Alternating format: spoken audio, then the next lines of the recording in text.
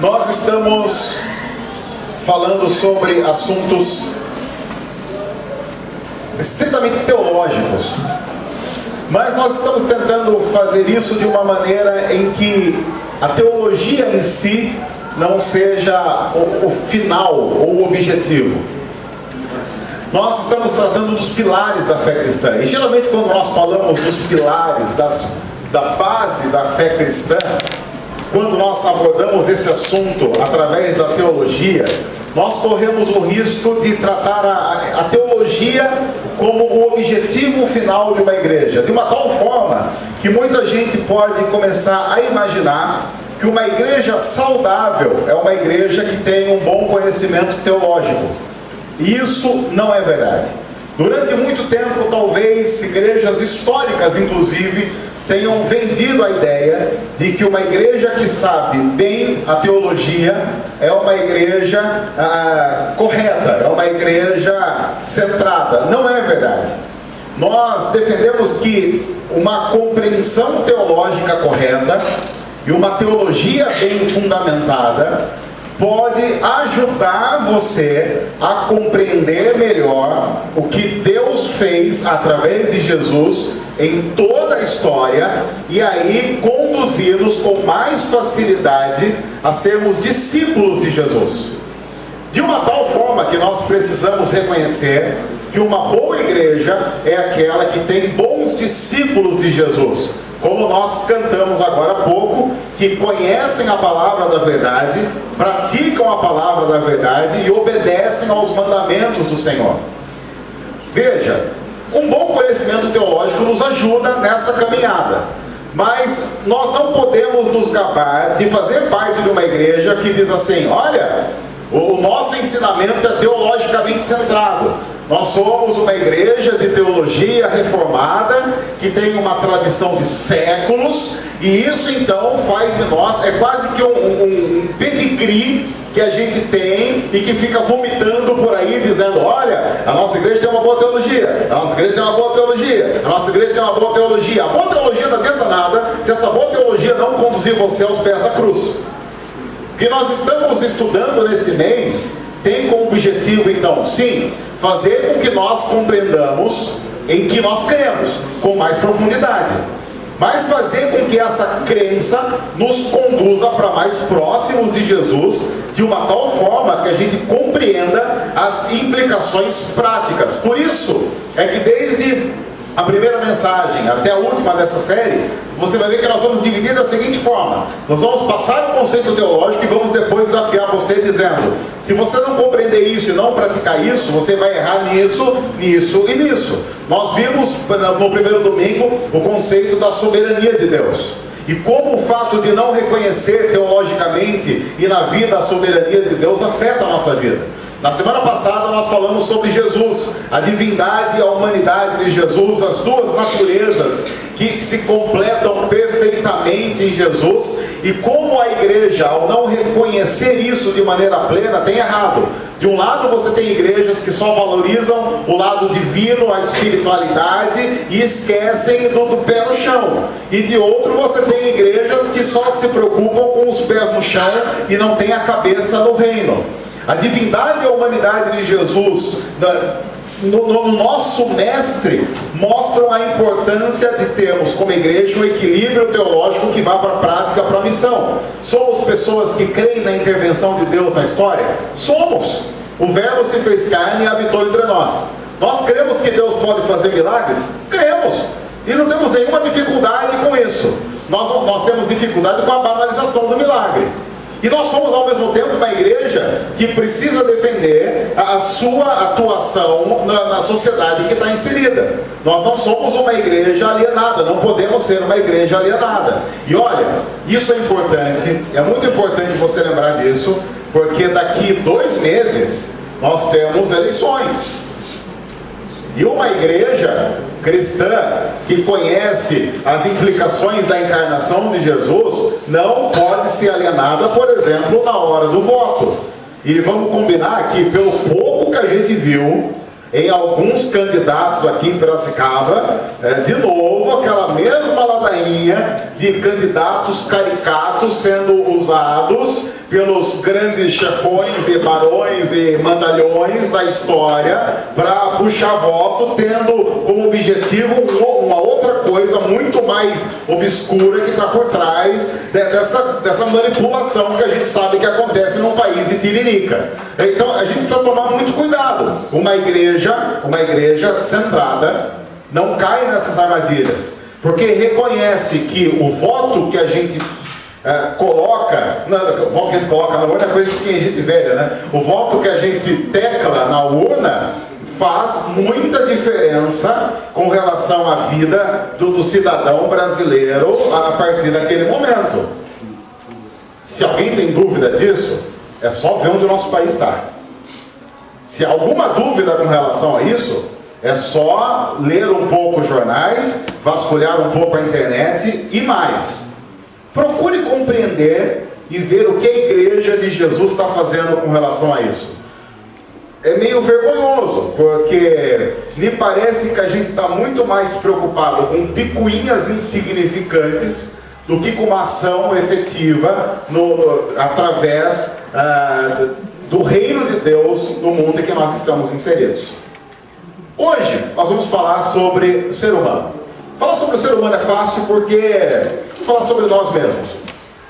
Mas eu queria fazer uma abordagem diferente do ser humano, porque geralmente quando nós falamos sobre o ser humano no contexto teológico, nós falamos muito sobre como o ser humano é podre. E deixa eu dizer antes, para que ninguém depois no final fale assim, olha, essa mensagem é meio triunfalista, meio humanista. Nós reconhecemos que o ser humano é podre. Você é podre, eu sou podre, todo mundo é podre. A gente peca muito. Hoje você pecou mais do que deveria. Provavelmente você vai pecar amanhã mais do que deveria. E depois de amanhã também. E se nós fôssemos aqui, por exemplo, a Bíblia, na sessão de testemunho dos pecados, a gente ficaria aqui dias e dias, todo mundo contando o pecado que fez, e aí outro vinha e contava, aí o outro voltava porque lembrou de um pecado que tinha feito, enquanto o outro contava do pecado que é parecido com o seu pecado. Ou então, se nós fizéssemos, sei lá, lista de 5 pecados preferidos, você teria lá os seus 5, eu teria os meus, sei lá. A gente ia ficar aqui horas e horas, dias. Poderíamos fazer uma conferência sobre os pecados preferidos da Igreja Presbiteriana Ajuntamento. Quais são os pecados que mais praticamos? Como nós praticamos? Com quem praticamos? Onde praticamos? As implicações do pecado que nós praticamos. Então nós reconhecemos tudo isso. Nós reconhecemos que o homem é pecador.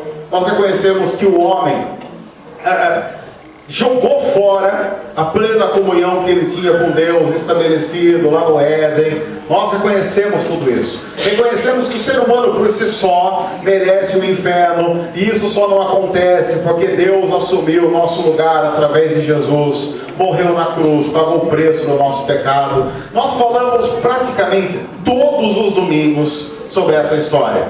Mas há uma outra parte da história que precisa ser contada para que nós tenhamos uma noção equilibrada de quem nós somos. E nós vamos de novo para o texto lá do início da Bíblia, que fala da criação do ser humano. Gênesis 1, versículo 26 e versículo 27. A Bíblia diz assim em Gênesis 1, versículo 26 e 27. Então disse Deus: façamos o homem à nossa imagem, conforme a nossa semelhança. Domine ele sobre os peixes do mar, sobre as aves do céu, sobre os animais grandes de toda a terra e sobre todos os pequenos animais que se movem rente ao chão. Criou Deus o homem à sua imagem, a imagem de Deus o criou, homem e mulher os criou. Nós começamos essa série com o primeiro versículo da Bíblia que diz: no princípio criou Deus os céus e a terra. E a partir desse versículo simples, o que a gente determinou? Deus é o Criador, é o Senhor, Ele que manda. Depois fomos para João 1, versículo 1, que diz: no princípio era o verbo estava com Deus, o verbo era Deus, todas as coisas foram feitas por intermédio dele, sem ele nada do que foi feito haveria de ser feito. E aí fomos para o versículo 14, que diz: E o Verbo se fez carne, habitou entre nós, e vimos a sua glória, glória como do unigênito, vindo do Pai, falando que Jesus é esse Deus pleno, verdadeiro, que vive entre nós. Então nós construímos um pouco dessa teologia que tem como base o início de toda a história. No princípio Deus criou todas as coisas, Jesus estava no princípio com Deus, criando todas as coisas foram criadas por Jesus. E agora a Bíblia faz uma afirmação que, embora seja muito simples, você deve notar que é uma afirmação que tem sido categoricamente negada nos últimos anos. Deus criou o ser humano através de um processo específico. Criou Deus o homem à sua imagem e à sua semelhança. Essa afirmação, se correta, não faz Deus Senhor de todo o cosmos. Por quê? Uma coisa é Deus ser criador do cosmos. Deus criar o cosmos é legal.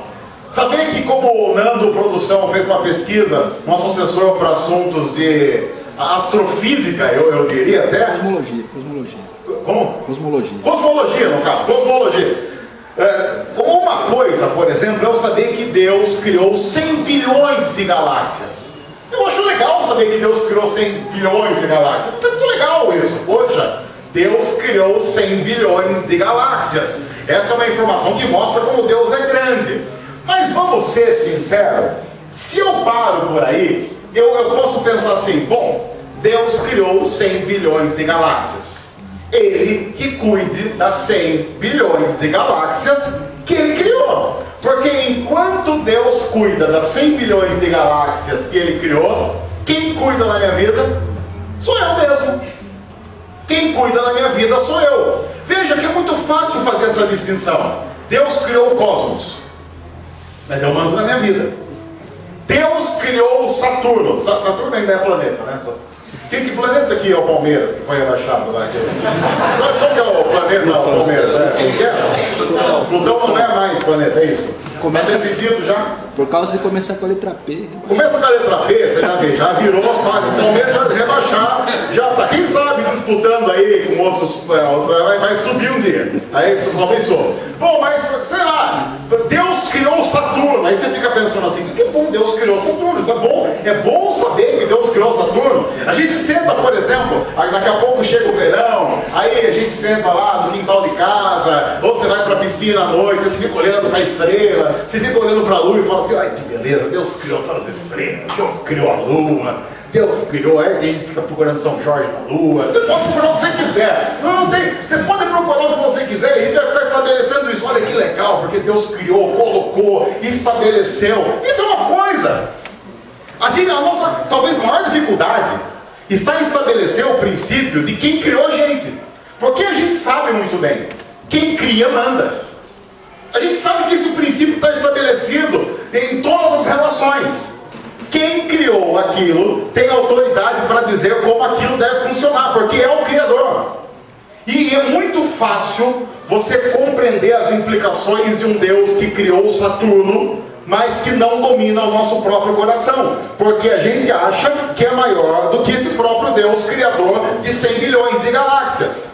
Aí é por isso que a Bíblia faz uma citação muito clara. No contexto de toda a criação que Deus estabelece, Ele diz, façamos o homem à nossa imagem e semelhança. Deus criou o ser humano. A humanidade passa a ser uma produção essencialmente divina. A gente poderia, e a gente não vai fazer isso, a gente poderia conversar sobre o processo criativo de Deus. Porque eu conheço alguns cristãos que conversam sobre a forma como Deus pode ter criado. Alguns dizem, não, Deus criou instantaneamente. Eu conheço alguns cristãos que são muito criticados que dizem, não, Deus pode ter usado o processo evolutivo. Eu não vou entrar nessa discussão. Por quê? Porque mesmo que eu entre numa discussão de como Deus fez, ainda vai estar subentendido que Deus fez. Não importa o processo nesse caso. O que importa é, Deus criou e estabeleceu o domínio sobre a sua própria criação. Quem cria tem domínio sobre a criação. Então a primeira coisa importante a respeito de uma teologia do ser humano é, Deus nos fez. Nós somos uma criação essencialmente divina. Segunda coisa, segundo a Bíblia, o ser humano foi criado à imagem e semelhança de Deus. O que dá, então, ao ser humano um valor absurdamente grande, talvez incompreensível. Nós poderíamos falar muito e muitas horas sobre as implicações de sermos feitos à imagem e semelhança de Deus. E me parece, inclusive, que os próprios autores bíblicos ficaram espantados com essa afirmação. Veja, por exemplo, dentre muitos textos que a gente poderia usar, veja o que diz o Salmo 8. Salmo 8 é um salmo que está lá no início do livro dos Salmos, mais ou menos no meio da Bíblia, e o Salmo 8 diz assim: Senhor, Senhor nosso, como é majestoso o teu nome em toda a terra. Veja, ele está analisando criação. Talvez ele esteja olhando para Gênesis e fazendo uma exclamação de como é maravilhoso tudo que Deus fez. Tu, cuja glória é cantada nos céus, dos lábios das crianças e dos recém-nascidos, firmaste o teu nome como fortaleza, por causa dos teus adversários, para silenciar o inimigo que busca vingança. Quando eu contemplo os teus céus, obra dos teus dedos, a lua e as estrelas que ali firmaste, eu pergunto, e aí vem a pergunta, ele está olhando para tudo que foi criado, ele está olhando para as estrelas, para o firmamento, que é o homem? Que é o homem para que com ele te importes? E o filho do homem para que com ele te preocupes? É o cara que está sentado, talvez na frente da casa, olhando para toda a criação e dizendo: Deus, quem sou eu diante de tudo isso? Quem sou eu diante de tudo isso? Então há uma tendência quase de uma depressão começando a acontecer no coração do ser humano, como consequência da noção que ele tem da sua pequenez. No entanto, veja o que o autor bíblico diz, falando sobre o ser humano: tu o fizeste um pouco menor que os seres celestiais, e o coroaste de glória e de honra. Tu o fizeste dominar sobre as obras das tuas mãos, e sobre os seus pés tudo puseste. Todos os rebanhos e manadas, e até os animais selvagens, as aves do céu, peixes do mar, e tudo que percorre a vereda dos mares. Senhor, Senhor nosso, como é majestoso o teu nome em toda a terra. É interessante, o salmista olha para a criação, olha para si mesmo, reconhece a sua pequenez, mas também reconhece algo que a Bíblia está dizendo. O Senhor nos coroou de glória. Porque a Bíblia diz lá em Gênesis: façamos o homem à nossa imagem e à nossa semelhança. Deus estabeleceu alguns princípios que são dados ao ser humano e que fazem do ser humano uma criação toda especial diante de toda a criação feita. A primeira coisa, o ser humano domina. Diz lá Gênesis 1, domine ele sobre as aves, domine ele sobre os animais, domine ele sobre todas as coisas. O que Deus está dizendo é: o ser humano é superintendente de tudo que eu criei. É como se Deus tivesse criado uma grande empresa chamada Cosmos e colocou cada um de nós como gerente dessa empresa, dizendo: agora você cuida da coisa toda. Deus pegou o que ele tinha feito de mais importante e deu a nós para que cuidássemos disso. Dominem sobre todas as coisas. Claro que quando a gente fala sobre domínio, essa é uma palavra que tem que ser explicada. Porque quando Deus usa a palavra domínio, quando Deus diz para cuidar do jardim, a palavra no hebraico que Deus está usando é uma palavra que tem a ver com serviço. Deus diz para o ser humano: sirva ao jardim, sirva à criação. Quem aqui leu o Monge Executivo? Tem alguém aqui leu o Monge Executivo? Alguém se lembra o nome do autor do Monge Executivo? Produção, nosso assessor para assuntos de cosmologia e bibliotecologia. Como? James Hunter. Obrigado, Ana Mari. Ana Mari. Salva de palmas para Ana Mari. A pessoa quando estuda, sabe, não precisa de Google. Já estava ali, James Hunter. A Ana Mari estava nas Olimpíadas essa semana e já está, já abraçou o Bolt, já pegou uma coisa. Bom, esse cara estabeleceu, segundo os estudiosos, os CEOs o mundo corporativo o conceito de líder-servidor, estabelecendo que o bom líder é aquele que serve. Esse cara ele só está plagiando a Bíblia, porque lá em Gênesis 2, versículo 18, quando a Bíblia diz que o ser humano deve cuidar do jardim, a palavra hebraica é recede. Recede significa serviço.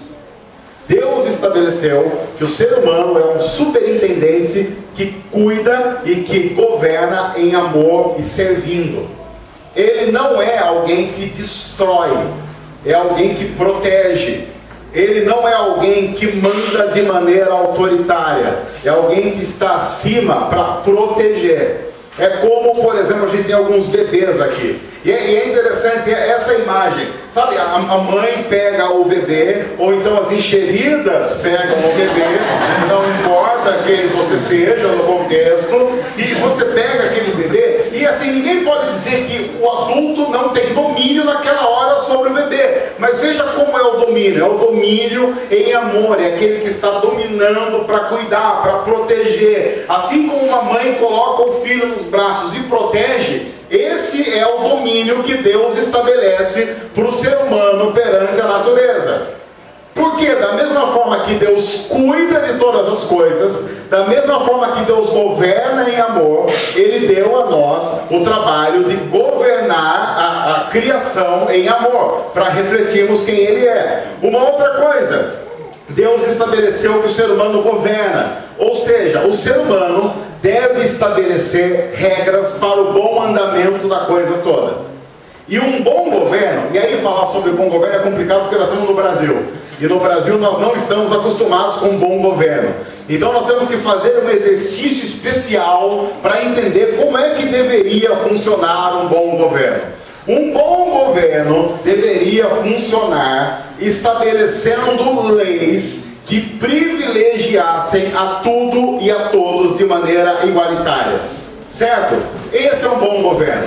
Um bom governante é aquele que conseguiria pensar leis, estabelecer e aprovar leis que iriam beneficiar a todos, de uma tal forma que seres humanos tivessem acesso igualitário a qualquer coisa, de bens de consumo, sei lá, água, esgoto, saneamento básico. O que Deus estabelece para o ser humano é interessante. Domine e governe. Você vai cuidar e vai estabelecer processos que possam viabilizar a continuidade do planeta que eu estou dando de presente para você. Vamos combinar que o pecado estragou tudo isso e parece que não é assim que a gente faz. Principalmente num país como o nosso, que está estabelecido o jeitinho brasileiro. O jeitinho brasileiro estabelece o quê? Se você pode levar vantagem, leve vantagem. Quer ver só? A grande maioria aqui já foi para a praia. Hoje talvez isso não aconteça muito, mas eu me lembro de uma época que as pessoas iam para a praia e elas deixavam o seu lixo na praia. Por quê? Porque tinha alguém que iria passar a pegar o lixo depois. Simples assim. Esse é um princípio completamente estúpido. Porque eu, como superintendente da criação que Deus estabeleceu, eu não deveria imaginar que seja necessário que alguém passe a pegar o lixo que eu vou deixar, pelo simples fato de que eu posso não deixar o meu lixo ali, e ponto final. Simples. Mas o ser humano é tão ruim, que ele toma o seu picolé na praia, e ele pensa assim, esse palito aqui é madeira. Isso aqui é madeira, isso aqui praticamente é biodegradável.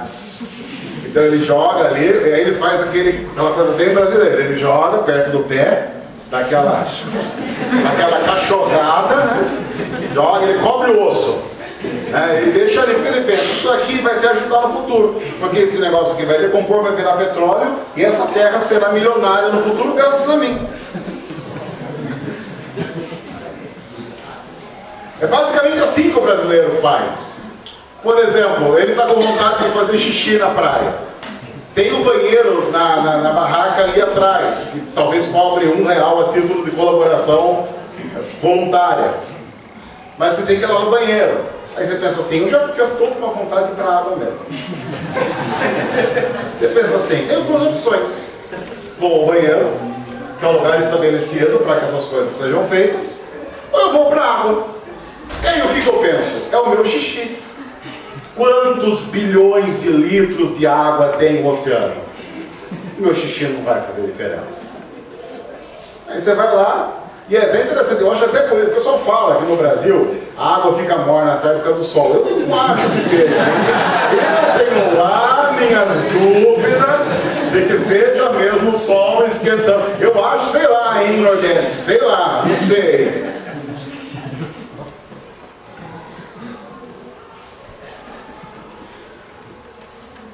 Está estabelecido algumas coisas no princípio bíblico do ser humano. Você cuida do negócio todo, e você faz isso porque você é feito a minha imagem e semelhança. Você deve ser o meu representante. Veja como o ser humano ganha um status totalmente diferenciado na criação. Deus diz para o ser humano: você é o meu representante aí. Você tem que fazer da forma como eu faria. Se você imagina Deus jogando lixo na praia, você joga. Se você não consegue imaginar Deus fazendo isso, você não joga. Se você consegue imaginar Deus jogando pneu no rio Piracicaba, você joga pneu no rio Piracicaba. Se você não consegue imaginar Deus jogando pneu no rio Piracicaba, você não joga. Se você consegue imaginar Deus descartando o sofá em área irregular, você descarta o sofá em área irregular. Se você não consegue imaginar Deus fazendo isso, você não faz isso. Ao mesmo tempo que Deus olha para o ser humano e diz: há em você uma dignidade especial, há em você algo fantástico. Porque ao mesmo tempo que o ser humano tem a capacidade de fazer essas idiotices que a gente acabou de dizer, o ser humano é capaz de criar avião. Eu estou falando de avião, porque avião é uma coisa que não cabe na minha cabeça. Eu olho aquilo decolando e falo: você não está estranho, você não é para decolar. Toda vez que o avião decola, não é para decolar. Eu quando estou em aeroporto, eu fico olhando para falar assim: alguma hora não vai decolar, não é possível. Porque está errado, esse negócio pesa. Eu estava um tempo atrás no aeroporto, sabe aqueles aviões de carga, que são os brontosauros, aquele avião de 6 andares, eu não sei o que, tem um shopping lá dentro praticamente, né? Piscina, não sei o caso, Olimpíadas podem acontecer dentro de um avião daquele, enorme, e o avião estava lá taxiando, foi lá para a cabeceira da pista, eu falei: não vai. Eu vou ficar olhando, você não vai. É muito grande isso daí. Ele começou devagar, falou: tá devagar, tá vendo que é gordo? Esse avião é gordo. Esse avião ele não vai conseguir chegar até o fim, não vai ganhar velocidade. Ele vai chegar no fim da pista aos 40 por hora. E foi indo, de repente ele foi. Não foi, rapaz. Eu fiquei pensando: mas quem será que está segurando ele? Está estranho. Porque não tem lógica isso. Você pode dizer que foram os irmãos Wright, mas eu vou ser ufanista e dizer que foi Santos Dumont. Eu penso: não vai levantar, isso aí foi inventado por um brasileiro. Não vai dar certo, não vai dar certo. Foi o brasileiro que inventou isso aí. Vai dar errado em algum momento, do tipo assim: a partir de agora nenhum avião mais volta. O cara é capaz de pensar a pressão do ar sobre a parte de cima, a parte de baixo da asa, umas coisas loucas. Imagine o cara estudando aqui, ele falou assim: vou fazer um negócio que voa. Quando não tinha nada que voasse, não tinha passarinho. Aí se o cara inventasse um avião que batesse asa, e tem uns filmes, né? Tem uns filmes que os caras falam assim: vamos inventar um avião que bate asa. O cara fala assim: morreu um monte de gente. Aí um fala assim: não, vou inventar um que não bate asa. Porque provavelmente ele devia estar olhando o passarinho, ele falou assim: o passarinho bate asa, mas de repente ele para de asa, ele dá uma planada. Então deve ter algum conceito por trás disso. O cara foi estudar o conceito por trás disso. E a gente entra naquele negócio e vai passear. Eu falo: meu Deus do céu. Eu estou às vezes dentro do avião, eu fico pensando assim: não tem nada embaixo. Se o cara não pregou o preguinho aqui embaixo dessa parte do avião, eu como sou gordo, o negócio vai afundar, eu vou cair, não tem nada. Tem umas coisas loucas que o ser humano consegue. A criatividade que Deus deu ao ser humano é fantástico. A gente fala mal do brasileiro, vamos falar um pouco bem do brasileiro. Essas Olimpíadas, os memes. O brasileiro é bom em meme. Gente, a gente ganhou da Alemanha ontem, já está achando o quê? Ah, meu Deus do céu. Brasileira. Vocês viram que teve uma luta de boxe? Foi fantástico. Porque era assim, a luta de boxe era o cara da Macedônia contra o cara da Namíbia. Tipo, não tem ninguém desses países aí. Não tem ninguém desses países nesses países. Imagina aqui no Brasil. Mas estavam lá os dois boxeadores lá, Namíbia contra a Macedônia.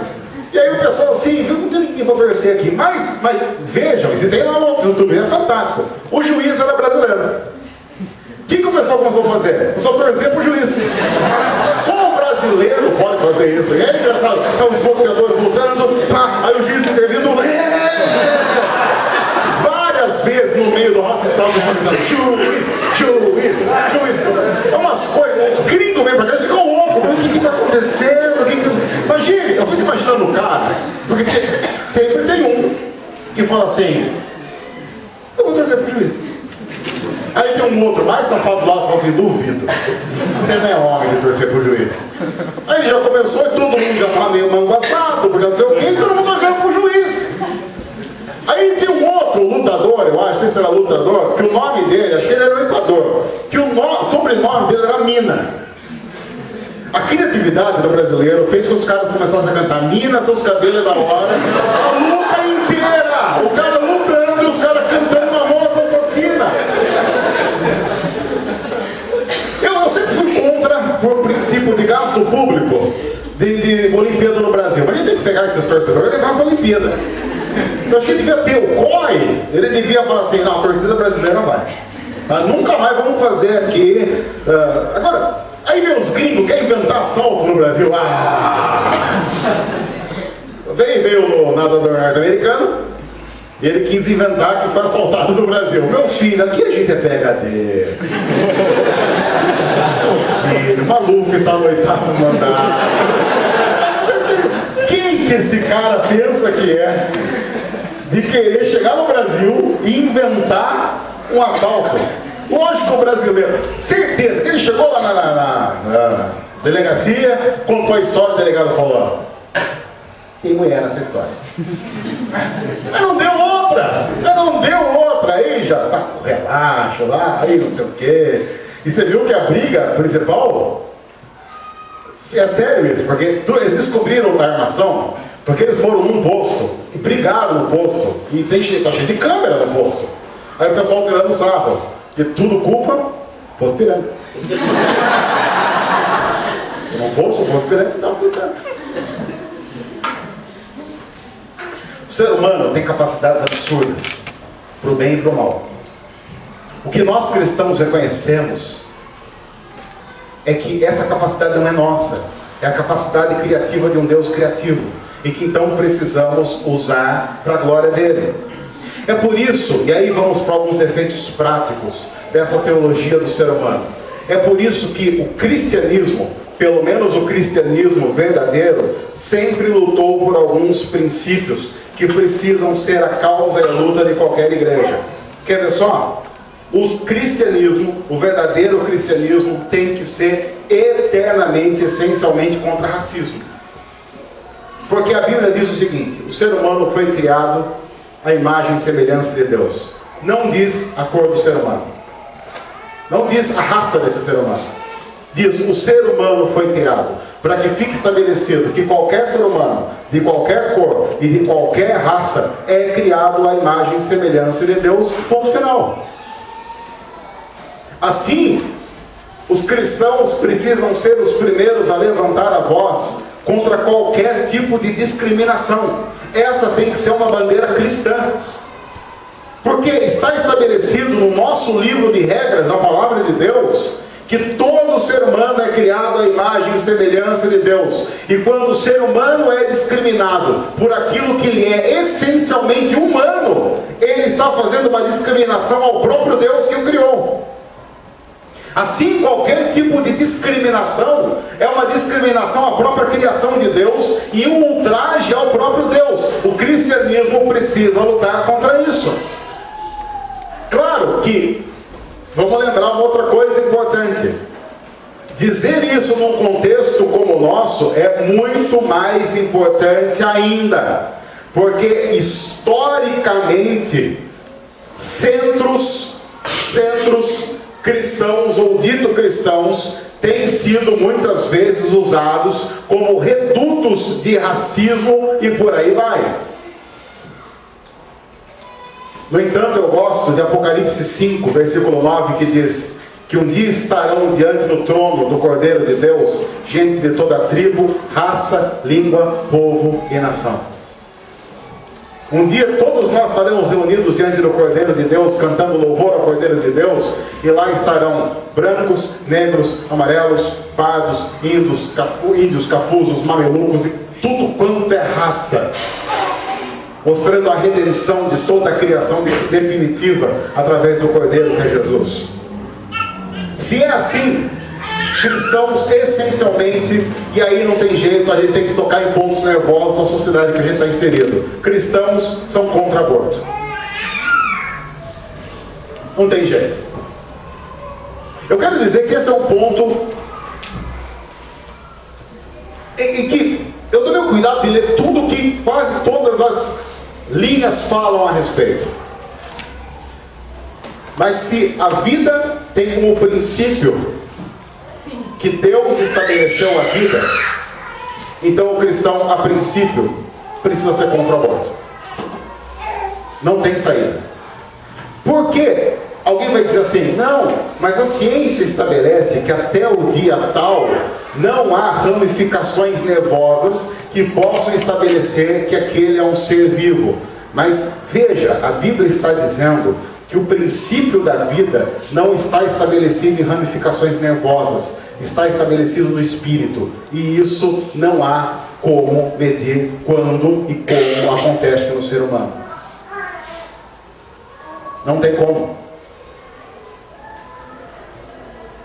Porque quando a ciência diz a vida acontece a partir de tal ponto, uma pergunta que a teologia faz é: qual vida? Porque é muito interessante.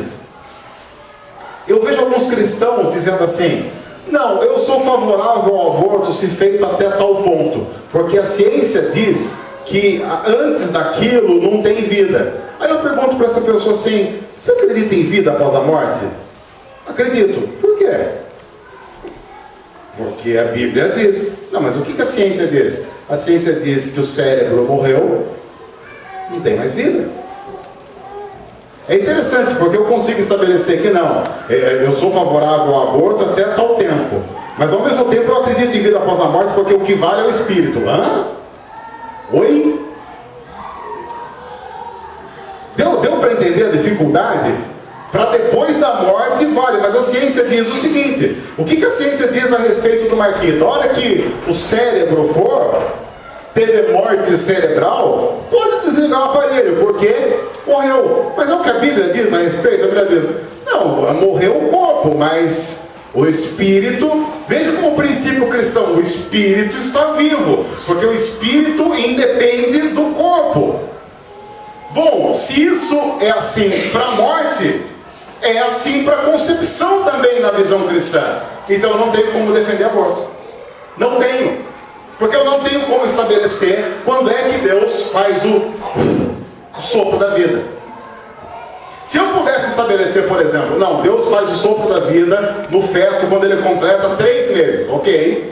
Se a Bíblia dissesse aos 3 meses, no entanto, quando você vai para o Salmo 139, que é um salmo que fala sobre a criação, o Salmo 139 diz algo que a mim me parece muito interessante. Diz assim: os teus olhos, Salmo 139, os teus olhos me viram a substância ainda informe. O Senhor já viu a mim, enquanto a minha substância, ele está dizendo de um material básico formador do ser humano, ainda era informe, sem forma. A ideia é: antes de eu ser feto, o Senhor já me viu. Então o Senhor já sabia. Veja que se a discussão é quando se forma ou quando não se forma, o embrião, o feto, estrutura celular, estrutura nervosa, a Bíblia diz: o Senhor me viu a substância ainda informe. Antes de eu ser formado de qualquer coisa, o Senhor já sabia e o Senhor já era dono. Todos os meus dias foram escritos, enquanto nenhum deles havia ainda. E não está falando de nascimento, está falando de gestação. Porque diz: o Senhor me conhece antes de eu ter sido gerado no ventre da minha mãe. Então, se o Senhor me conhece antes de eu ter sido gerado no ventre da minha mãe, quando eu estiver no ventre da minha mãe, quando eu estiver na concepção, seja em que ponto, o Senhor já sabe. Então o domínio é dele. Então quem estabelece é ele. Eu sei que há princípios complicados a serem tratados, porque sempre que um cristão fala sobre isso, vem alguém dizendo assim: mas em caso de estupro? Eu sei que é complicado. Aos cristãos mais raivosos que dizem assim: é fácil dizer isso quando a sua esposa não foi estuprada. Eu sei. Mas o fato de dores e angústias acontecerem na vida de alguns seres humanos não faz com que a visão bíblica mude acerca daquela teologia. Alguém uma vez disse assim: mas como é que você explica concepção vinda de estupro? Pecado. Pecado, essa desgraça. É por isso que, em tese, e aí entra um outro ponto complicadíssimo, eu tenho muita dificuldade com pena de morte. E também tenho muita dificuldade com um cristão que é favorável ao aborto e contra a pena de morte. Por princípio estabelecido, eu tenho muita dificuldade com pena de morte. Alguns fazem distinção entre Deus e Estado. Mas eu tenho dificuldade em apoiar algo que o meu Estado apoiaria se eu não acho que a Bíblia apoiaria aquilo. Tenho dificuldade com isso. Ainda mais porque, vamos supor que eu seja um cristão defendendo a pena de morte. Alguém aqui colocaria a mão no fogo dizendo que nenhum inocente seria mandado à pena de morte? Eu sei que isso traz uma série de conversas, mas um argumento para mim parece muito plausível. Quando eu digo assim: não, as autoridades vão saber o que fazer. Eu me lembro, ao olhar para a Bíblia, que as autoridades, em um determinado momento, soltaram Barrabás e condenaram Jesus. E o próprio Jesus disse, pouco tempo depois: Pai, perdoa-lhes, eles não sabem o que fazem.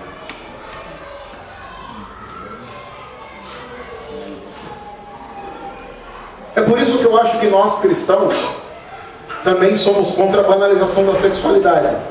Porque se tudo que é inerente à vida do ser humano é santo, porque somos de um Deus santo, então a nossa sexualidade tem que ser santa também.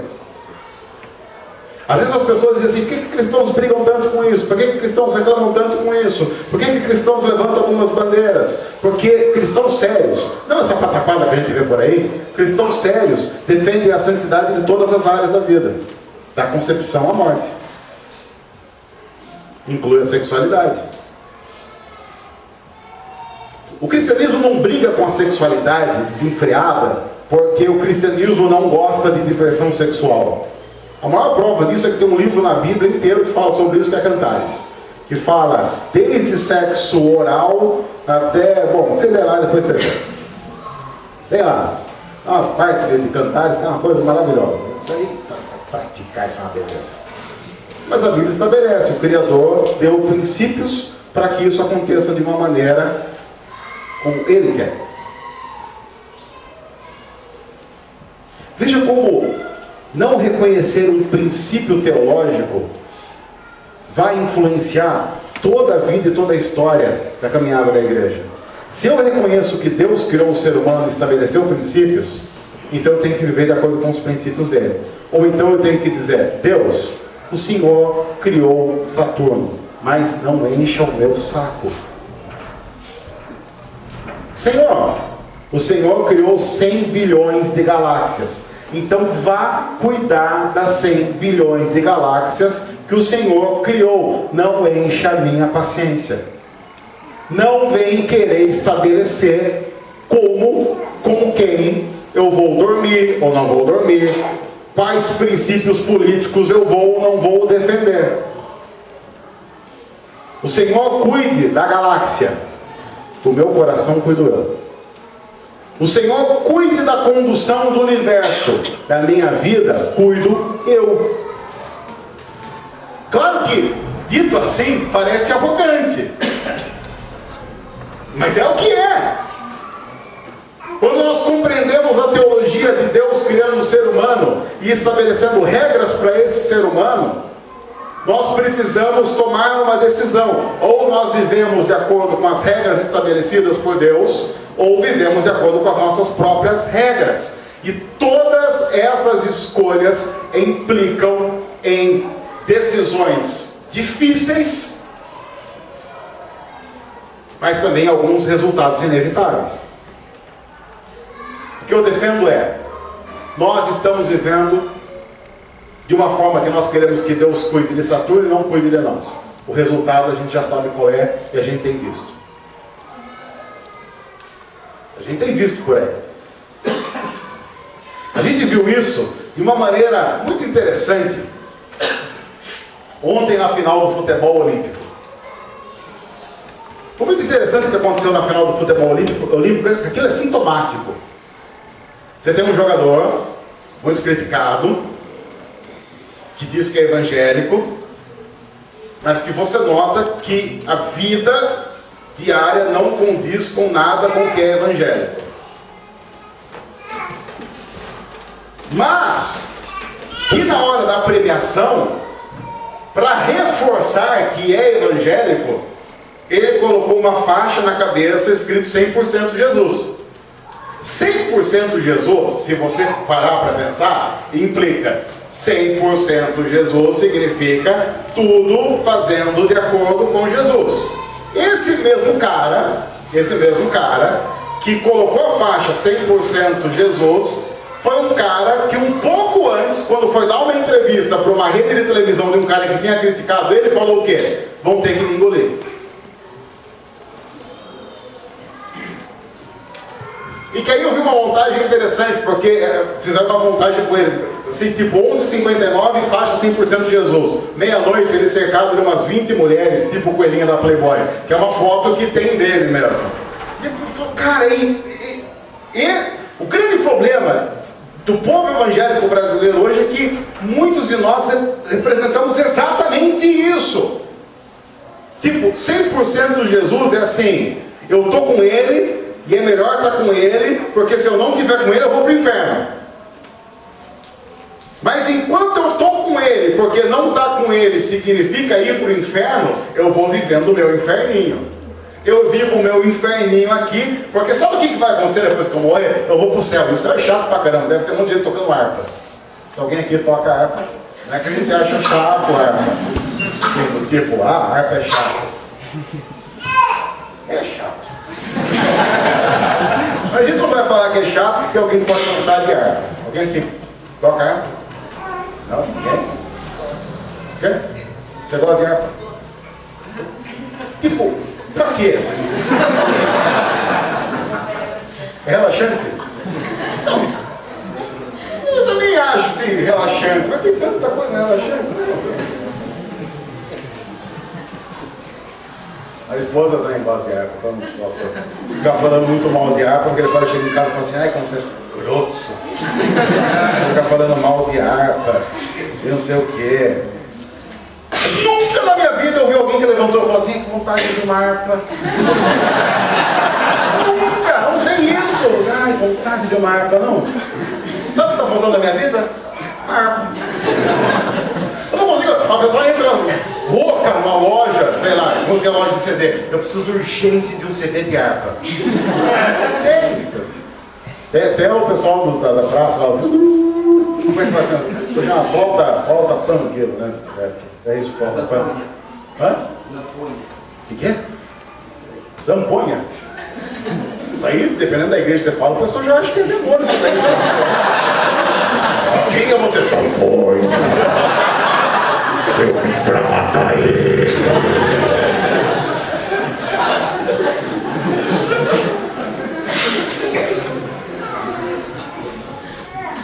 Talvez dos segredos seja a gente redescobrir, mais uma vez voltando ao óbvio, a humanidade e a deidade de Jesus.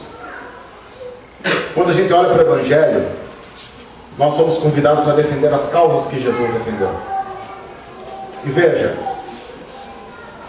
Jesus tem a tendência de defender quem a igreja não defende mais. Ao mesmo tempo que Jesus tem a tendência de atacar pessoas com quem a igreja gosta de fazer conchavo político.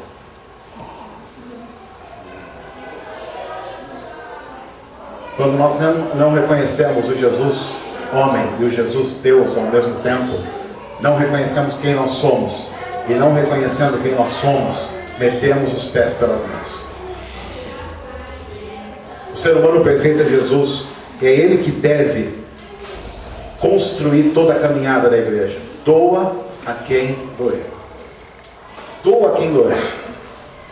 Algumas pessoas dizem, mas esse discurso é complicado, porque ele não é politicamente correto. Eu não conheço ninguém tão politicamente incorreto quanto Jesus. Não conheço. Jesus é o tipo do cara que, vivendo em 2016, seria odiado,